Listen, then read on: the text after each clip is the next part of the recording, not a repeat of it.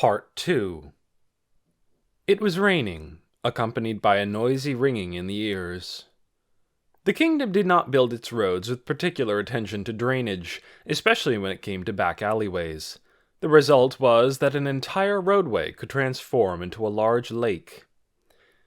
The rain falling on the surface of the lake splashed about, the wind carrying the scent of water and spraying it into the air. It was part of the reason why the whole kingdom exuded an atmosphere of completely being submerged under water. Within the world, dyed in gray by the sprays of water, was a single boy. He was living in a deserted house. Even calling it such was doing it a service. Its pillar was made of wood, and that was only as thick as a man's arm. Rags were used in place of a roof, and the only walls to speak of were simply the rags draping over the sides. In the residence that was no different from sleeping in the open was a 6-year-old boy. Like garbage that had been carelessly tossed aside, he was curled into a ball and lying on top of a thin cloth. The wood acting as pillar, the rags serving as both the roof and walls, they seemed like the sort of child his age would build as a secret base. This house that was no different from being outside, its only merit was the shelter it provided from the rain. The sharp drop in temperature from the unending rain wrapped the boy in a chill that caused his body to shiver uncontrollably. The warmth of his breath that confirmed his existence was immediately robbed of its temperature and vanished into the thin air. Before he had fled into the house, the rain had soaked the boy, and he was now losing his body heat fast. There was no way to stop his shivering. The chill seeping into him soothed the bruises he got from a beating. Perhaps this was his one small happiness in this worst possible scenario. The boy lay on his side and stared at the empty alleyway, out at the world. The only sounds he could hear were the rain and his own breathing. It was a stillness that made it seem like he was the only one left in the world. Although he was still young, the boy knew he was probably going to die. He was not of an age to fully understand the meaning of death, and thus did not feel too afraid. He also didn't feel as if there was anything worth living for. The only reason he clung to life up until now was because he didn't like pain. And death was probably painful. Although it was cold, if he could die painlessly like this, then maybe death wasn't so bad. As his drenched body grew numb, his consciousness began to fade. He should have found a place that would shield him from the billowing wind. But he was grabbed by a group of hoodlums, and his current place was the best he could manage with his battered body. He had a small happiness. Then was everything else misfortune? His mouth hadn't touched food in 2 days, but something like that was normal, so it wasn't misfortune. His parents were gone, and so he was alone with no one to take care of him.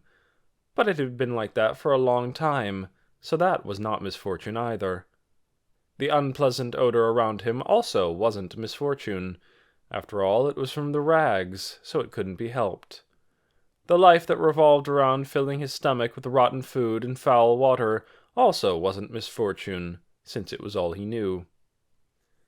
Then the empty house where he was comfortable, the home he toiled to build that was trashed by someone in jest, his bruised body aching from the beating he'd received from the drunkards. Were they misfortune? No. The boy's misfortune was such that he was unable to see it for what it was. But even that was over. The misfortune that the boy was ignorant to was to end here and now. Death comes to fortunate and unfortunate alike. For indeed, death is absolute.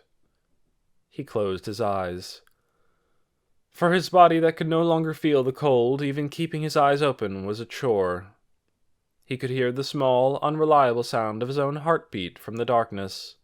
In the world where the only noise he could hear was the rain in his own heart, a strange sound was mixed in. The noise seemed to block the rain. In his fading consciousness, a child's curiosity drove the boy to channel strength into his eyelids. In his vision, narrow like a string, it was reflected. The boy opened his eyes wide. It was beautiful. For a moment he did not understand what he was looking at. Like a jewel, a lump of gold, such expressions would have been fitting, but someone who sated their hunger on half-rotten food from the trash could not think of such words. There was only one thought that ran through his mind. The sun. The most beautiful object in his world, and at the same time, the furthest from his reach. The world dyed gray from the rain, the dark rain clouds covering the sky. Perhaps they were the ones responsible. The sun left for a trip, because no one was there to see it, and returned, appearing in front of his eyes. That was what he thought. A hand stretched out and stroked his face, and, until now the boy was not human. No one ever saw him as such. But on that day, he became one.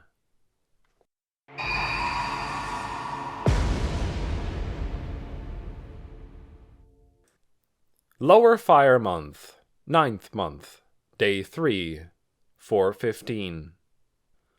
Located in the deepest area of the capital of the Riestes Kingdom was Rolente Castle. Its walls surrounded a vast stretch of land measuring 1,400 meters, with a protective ring of 12 enormous cylindrical guard towers. The room was located outside one of these 12 towers. With all its lights turned off, a person was lying on the bed in the room. He was of a delicate age, the boundary between boy and man. His blond hair was cut short, and his tanned skin gave off a healthy complexion. Climb. With no surname, he was the one who was granted permission to stand closest to the girl called the Golden Princess, a soldier who invited the jealousy of many. He wakes even before the sun rises. The moment he regained consciousness from the world of darkness, his mind immediately turns sharp, and his bodily functions almost completely recover. Sleeping well and waking up promptly was one of the things that Climb took pride in. His Sanpaku eyes opened wide, revealing an iron-like will etched within them. Climb pushed aside the thick blanket covering his body and stood. Even in the summer, the stone walls surrounding him meant that the nights were still cold. He rubbed his eyes and found that his fingers came away wet. That dream again. Climb used his sleeves to wipe the tears from his face. A memory from when he was a boy. The heavy rain from 2 days ago must have been what caused him to remember. The tears he shed were not from sorrow. How many times in a person's life would he meet someone worthy of respect? A person who you were willing to throw away your life in servitude for? Just how many? The girl Climb met on that day was such a person. These were tears of joy, tears thanking the miracle that was created from their meeting. Climb stood, his face showing a strong determination and a youthful energy befitting his age. His voice, rough from excessive training, recited a word. Light. The lamp hanging from the ceiling responded to the keyword and illuminated the inside of the room with a white light. A magic item enchanted with continual light. Even though they were used widely, the reason he was given such an expensive item wasn't because of his special position. Even if the light was necessary, burning something in a tower made of stone, with its poor airflow, was unsafe. That was why almost every room was provided with a magic light source, despite the initial development costs. The floor and walls illuminated by the light were made of stone. A thin carpet was laid out in a futile attempt to cover the cold, hard surface. Aside from that, the furnishings in the room included a shoddy wooden bed, a slightly larger closet to accommodate weapons and armor, a desk with drawers, and a thin cushion resting on a wooden chair. An outsider looking in would think of it as unimpressive, but to others who were of Climb's rank, it was an incredibly envious treatment. Soldiers did not get private quarters. They were placed into a large room with bunk beds. Excluding the beds themselves, the only furniture the soldiers were given were wooden chests with locks for storing their personal belongings. Also, in a corner of the room, rested a white, full-plate armor. The spotless armor had a gloss that made it look as if it were shining. No foot soldier would ever be granted such equipment. This special treatment was not something that Climb had earned with his own strength, but rather it was a sign of favor from the master whom he swore his life to. As such, it would be impossible not to invite envy from others. He opened the closet and changed while staring at the mirror attached inside. Having changed into his worn clothes that smelled of metal, he donned the chain shirt over the rest of his attire. Normally, this would be where he put on his plate armor, but instead he opted for a vest with numerous pockets and finished with a pair of trousers. In his hand was a wooden stick wrapped in a towel. Lastly, he looked himself over in the mirror, checking for anything that was amiss, making sure that his gear was tidy. Any fault in Climb could potentially become a weapon to hurt his master, Golden Princess Renaer. That was why he was always on alert. That was why he must always be on alert. His reason for living wasn't to cause her harm.